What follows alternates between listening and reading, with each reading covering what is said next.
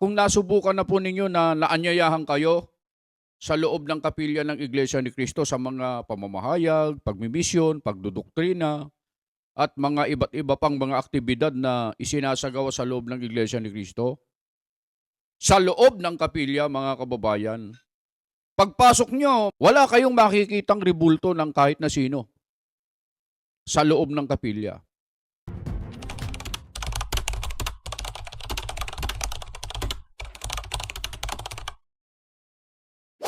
Pagbati po sa inyong lahat, mga kababayan at mga mahal po naming taga-subaybay, mga kapatid.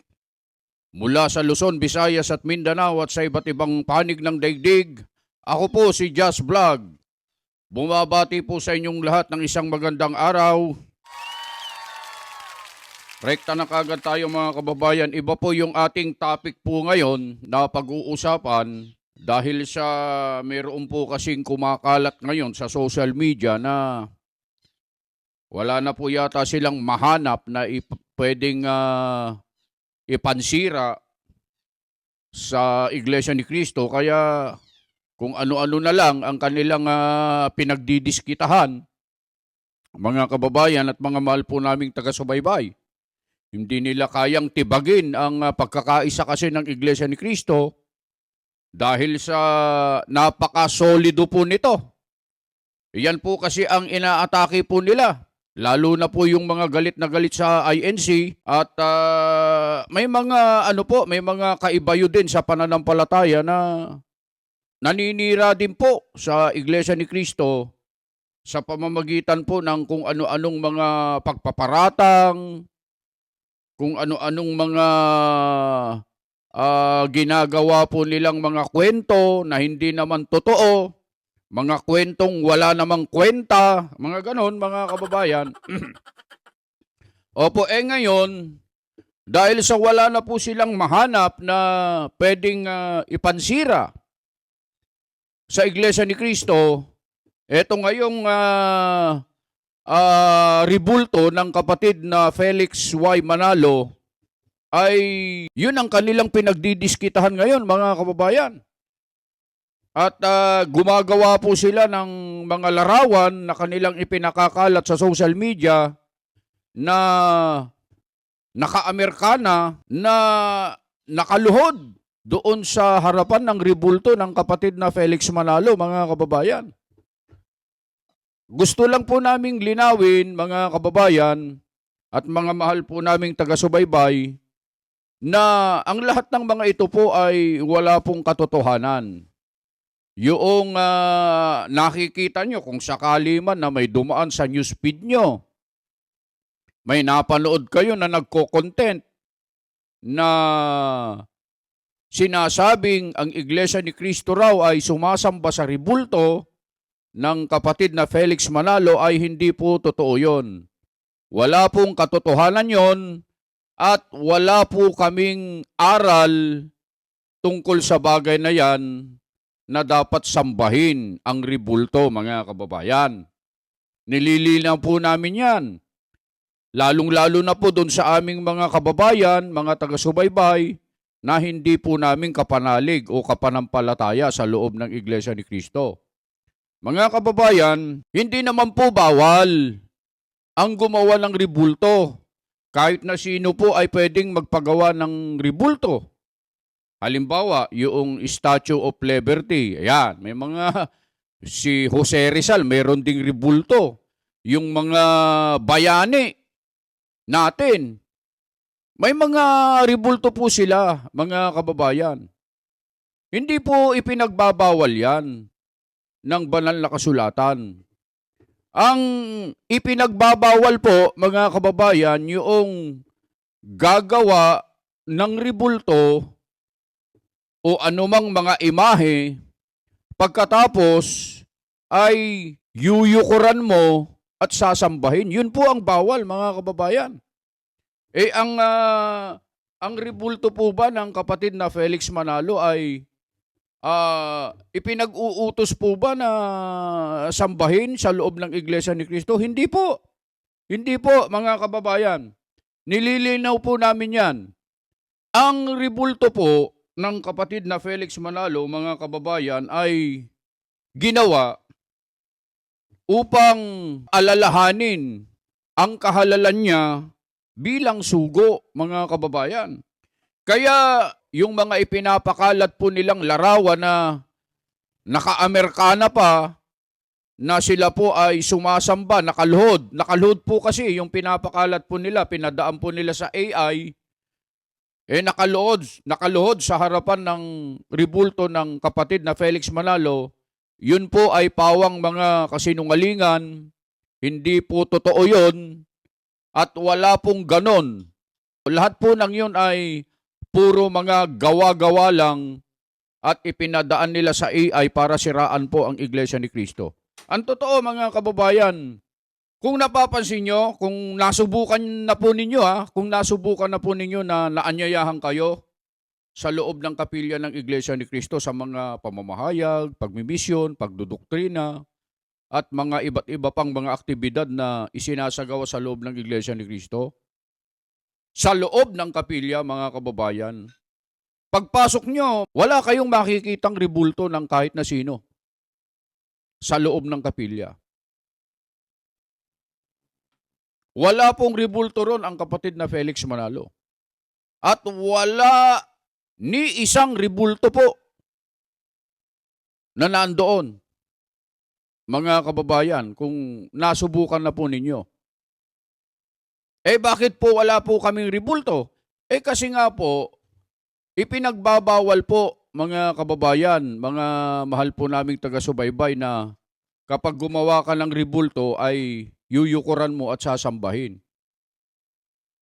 Mahigpit po yan na ipinagbabawal, mga kababayan. Isubukan nyo pong magsaliksik, mga kababayan. Huwag kayong Ang iba po kasi, mga kababayan, nahuhulog sa maling pagkaunawa sa paraang nakikinig po kasi sila sa mga marites na kapitbahay nila na kailanman hindi pa nakakapasok sa loob ng kapilya ng INC. Opo, yung iba naman, nakikinig sila sa mga naalis sa iglesia, natiwalag dahil sa paglabag.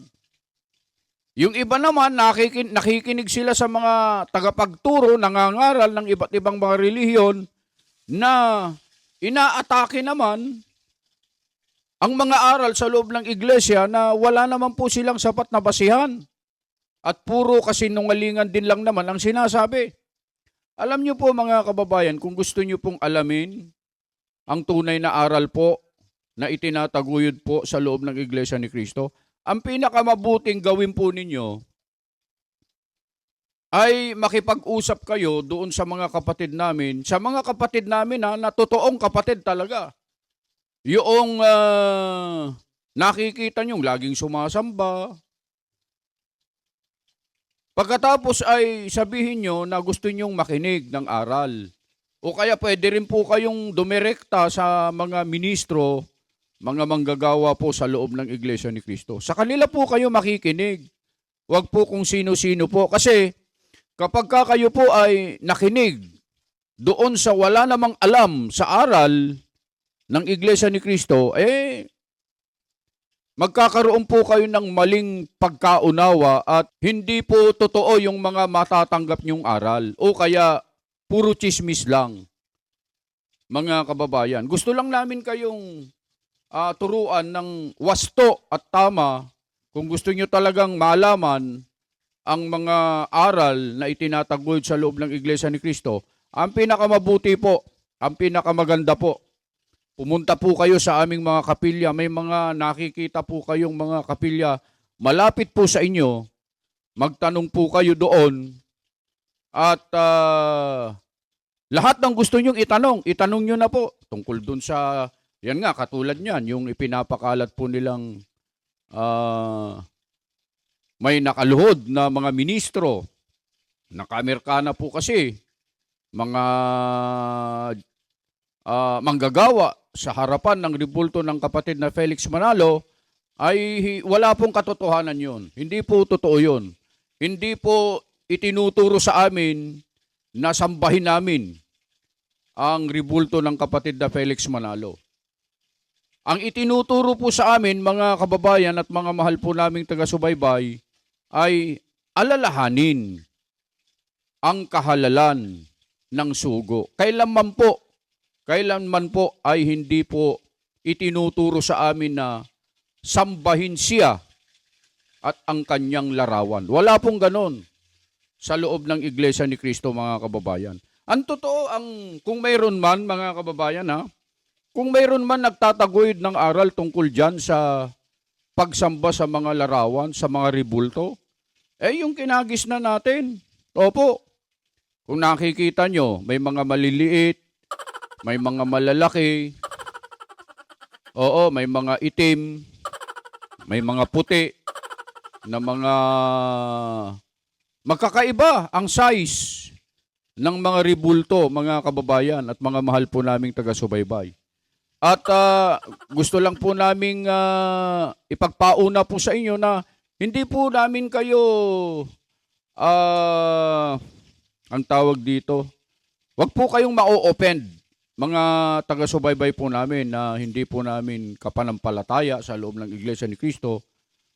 Sapagkat sinasabi lang po namin yung galing po kasi kami dyan eh. Kaya alam po namin ang paraan. Yung iba pa nga po, humahalik pa eh. Opo, humahalik pa. Katulad, hindi po ba viral po yung tungkol dun sa itim na Nazareno, mga kababayan? Ano ginagawa ng ating mga kaibigan nating mga Katoliko? Hindi po ba't hinahalikan, ipinupunas yung panyo o kaya damit, pagkatapos hinahalik-halikan, inaamoy-amoy? Kulang na lang magkagulo pa talaga eh. Di po ba kapag nakikita nyo po ba pagka nagkakaroon ng prosesyon ang itim na Nazareno, mga kababayan? Dahil sa pagiging deboto po nila, talaga naman nakikipagsiksikan po sila, mga kababayan.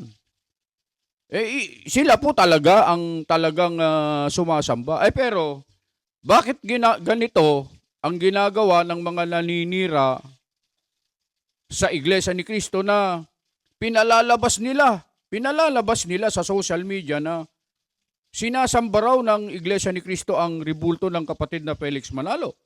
Kaya po ganun ang ginagawa po nila, mga kababayan, sa halip na ang i-content nila ay yung kanila, sana dahil sila naman talaga ang gumagawa ng pagsamba sa mga ribulto, ibinabaling nila sa Iglesia ni Cristo yon, mga kababayan. Para siraan ang Iglesia ni Cristo. Yan po ang talagang layunin po nila, mga kababayan. Pero kailanman, inuulit po namin, mga kababayan at mga mahal po naming taga-subaybay, na wala pong itinuturo sa loob ng Iglesia ni Cristo na doktrina tungkol po sa sasambahin ang kapatid na Felix Manalo sa kanyang ribulto. Wala pong ganun. Hindi po totoo yun, mga kababayan. Kaya inuulit po namin sa inyo, mga kababayan, kung gusto nyo po na malaman ang buong katotohanan, ang tunay na aral, ang tunay na doktrina sa loob ng Iglesia ni Cristo, makipag-ugnayan po kayo sa mga kakilala nyong mga kapatid namin. Pumunta po kayo sa mga kapilya ng Iglesia ni Cristo para nang sa ganun ay saliksikin ninyo, pag-aralan ninyo. Totoo ba yan na sumasamba nga sa ribulto ang Iglesia ni Cristo? Ayan, marami po kayong matututunan. Kahit anong tanong, kahit ano ang gusto nyong itanong, basta tungkol po sa mga pangunahing aral na sinasampalatayanan sa loob ng Iglesia ni Cristo, ang topic, sasagutin po kayo ng aming mga ministro at mga manggagawa sa loob ng Iglesia ni Cristo. Bakit kayo kadyas? Hindi po kasi kami ministro. At may mga sa loob po kasi ng Iglesia ni Cristo ay mayroon po yung mga may karapatan lang na mangaral. At yun naman talaga ang nasa Biblia, mga kababayan. Hindi naman po lahat Hindi po lahat ay pinapayagan. Nakasulat din po yan sa Biblia. Magsaliksik po kayo, mga kababayan. Hindi lang po kasi kami pwedeng bumanggit ng mga talata kasi Hindi po namin linya yon, mga kababayan. Ang inaano lang natin dito, itinutuwid lang natin yung pinapakalat ng mga naninira sa Iglesia ni Cristo na sinasabi nilang sumasamba daw sa ribulto ang Iglesia ni Cristo. Yan po ay isang napakalaking kasinungalingan po. Hindi po totoo yan. Opo, ang mga may karapatan lang talaga na mangaral, binabanggit din eh. Binabanggit din po sa Biblia yan, mga kababayan. Hindi lahat. Hindi po lahat na nakakita na kayo ng nakahawak ng Biblia. May karapatan na bang mangaral yon? Hindi po. Hindi po. Yan ay may matututunan nyo yan. Pwede nyong itanong yan. Sino lamang ang may karapatan? Yan, yung mga tanong ninyo. Itanong nyo po yan sa mga ministro at sasagutin po nila kayo ng maayos. Batay sa mga nakasulat sa Biblia. Walang labis po, walang kulang. Ituturo po nila sa inyo ang mga gusto po ninyong alamin tungkol po sa Iglesia ni Cristo. Beno, mga kababayan, yun lang at nai-content lang namin ito para lang sa ganun. Baka po kasi may mga hindi po INC na mga taga-subaybay kami, nanonood po sa aming munting programa, baka kayo mapaniwala din, kaya namin ikinuntin po ito, mga kababayan. At doon naman po sa ating mga kapatid, huwag nyo na lang pong papatulan yung mga ganon na wala na po kasi silang pwedeng maipansira eh. Wala na po silang magagawa sapagkat lahat na lang ng bagay talagang ginagawa nila, lahat na lang ng paraan ginagawa nila para sirain o siraan ang Iglesia ni Cristo, pero kailanman po, hindi po sila magtatagumpay. Sapagkat ang itinataguyod po na aral po sa loob ng Iglesia ni Cristo po, mga kababayan, lahat po ng yan ay mula po sa Biblia. Wala po kaming sariling aral. Wala po kaming inimbento lang. Wala pong ganun. Lahat po ng basihan o lahat po ng itinataguyod namin na aral, nakabase po lahat yan sa Biblia. Magsaliksik po kayo, mga kababayan. Yun po ang pinakamabuting gawin ninyo. Magtanong kayo sa mga kapatid namin at wag po kung sino-sino lang.